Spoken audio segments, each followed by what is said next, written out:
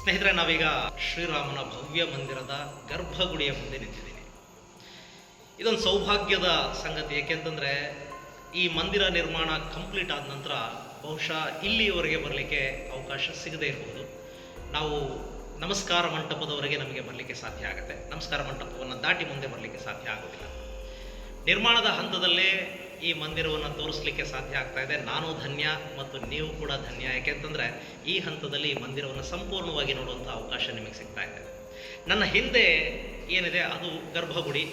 ಅಲ್ಲಿ ಶ್ರೀರಾಮನ ಮೂರ್ತಿಯ ಪ್ರತಿಷ್ಠಾಪನೆ ಆಗುತ್ತೆ. ಅದರ ಜೊತೆಗೆ ಈಗ ಯಾವ ಮೂರ್ತಿಗಳನ್ನು ಸ್ವಲ್ಪ ಆಚೆ ತಾತ್ಕಾಲಿಕವಾದಂಥ ದೇವಸ್ಥಾನ ನಿರ್ಮಾಣ ಮಾಡಿ ಅಲ್ಲಿ ಪೂಜೆ ಮಾಡ್ತಾ ಇದ್ದಾರೆ, ಆ ವಿಗ್ರಹಗಳು ಕೂಡ ಇಲ್ಲಿಗೆ ಬರುತ್ತವೆ. ಅವಕ್ಕೆ ಕೂಡ ಇಲ್ಲೇ ಪೂಜೆ ಆಗುತ್ತೆ. ರಾಮ, ಲಕ್ಷ್ಮಣ, ಭರತ, ಶತ್ರುಘ್ನರ ಜೊತೆಗೆ ರಾಮನ ಬೃಹತ್ ವಿಗ್ರಹ ಇಲ್ಲಿ ಪ್ರತಿಷ್ಠಾಪನೆ ಆಗುತ್ತೆ. ಮೇಲಂತಸ್ತಿನಲ್ಲಿ ಮತ್ತೊಂದು ದೇವಸ್ಥಾನ ನಿರ್ಮಾಣ ಆಗುತ್ತೆ. ಆ ಭಾಗದಲ್ಲಿ ರಾಮನ ಪರಿವಾರ ಇರುತ್ತೆ. ಇನ್ನು ಈ ವಿಗ್ರಹ ಮತ್ತು ಈ ದೇವಸ್ಥಾನದ ಟೆಕ್ನಾಲಜಿ ಅದನ್ನು ಎಷ್ಟು ಅದ್ಭುತವಾಗಿ ಮಾಡ್ತಾ ಇದ್ದಾರೆ ಅಂದರೆ, ರಾಮನವಮಿಯ ದಿವಸ ಸೂರ್ಯನ ಕಿರಣಗಳು ರಾಮನ ತಿಲಕದ ಮೇಲೆ ಬೀಳುತ್ತವೆ. ರಾಮನ ತಿಲಕವಾಗಿ ಸೂರ್ಯನ ಕಿರಣಗಳನ್ನು ಇಲ್ಲಿ ನೋಡಲಿಕ್ಕೆ ಸಾಧ್ಯ ಆಗುತ್ತೆ.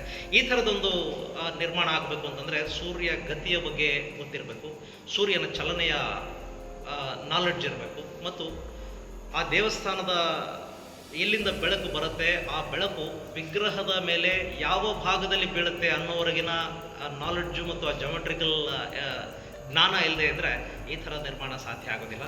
ಇದು ನಮ್ಮ ಸಾಕಷ್ಟು ಹಳೆಯ ದೇವಸ್ಥಾನಗಳಲ್ಲಿ, ಭಾರತದ ಪುರಾತನ ದೇವಸ್ಥಾನಗಳೇನಿವೆ ಅಂಥ ಸಾಕಷ್ಟು ದೇವಸ್ಥಾನಗಳಲ್ಲಿ ಈ ಥರದ ತಂತ್ರಜ್ಞಾನವನ್ನು ಅಳವಡಿಸ್ಕೊಂಡಿರೋದಿದೆ. ಮೊಧರಾ ಟೆಂಪಲಲ್ಲಿ, ಸೂರ್ಯನ ದೇವಸ್ಥಾನದಲ್ಲಿ ಸೂರ್ಯನ ಕಿರಣಗಳ ಮ್ಯಾಜಿಕ್ ನಡೆಯುತ್ತೆ. ಹಾಗೆ ಈಗ ನಿರ್ಮಾಣವಾಗ್ತಾ ಇರುವಂಥ ರಾಮನ ದೇವಸ್ಥಾನದಲ್ಲಿ ಕೂಡ ಅದೇ ಥರದ ಒಂದು ತಂತ್ರಜ್ಞಾನವನ್ನು ಅಳವಡಿಸ್ಕೊಳ್ತಾ ಇರೋದು ನಿಜಕ್ಕೂ ಒಂದು ಅದ್ಭುತವನ್ನು ಸೃಷ್ಟಿ ಮಾಡುತ್ತೆ ಅಂತ ಹೇಳಿದರೆ ಖಂಡಿತ ತಪ್ಪಾಗೋದಿಲ್ಲ.